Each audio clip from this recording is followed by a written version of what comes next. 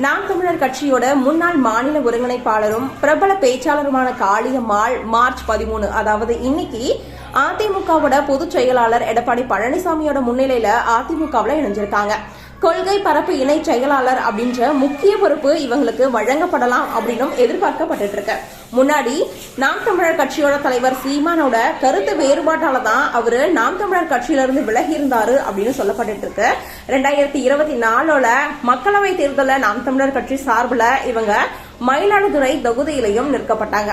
ஏற்கனவே காளியம்மாள் அந்த கட்சிக்கு போறாங்க, இல்ல இந்த கட்சிக்கு தான் வர போறாங்க அப்படின்னு பேச்சு நிலவிட்டு இருந்த இந்த ஒரு சூழ்நிலையில தான் இப்போ எடப்பாடி பழனிசாமியோட முன்னிலையில அதிமுகவில் இணைஞ்சிருக்காங்க. இது ரொம்ப பெரிய விஷயமா பார்க்கப்பட்டு இருக்கு. ஏற்கனவே நாம் தமிழர் கட்சியில ரொம்ப பெரிய பேச்சாளரா இருந்த இவங்க எப்பவுமே நான் எந்த கட்சிக்குமே போக மாட்டேன், நாம் தமிழர் கட்சியில தான் இருப்பேன் அப்படின்னு சொல்லிட்டு இருந்தாங்க. ஆனா விலகி இருந்த இந்த ஒரு சூழ்நிலையில தான் இவங்க அதிமுகவில் இணைஞ்சிருக்காங்க. இத நீங்க எப்படி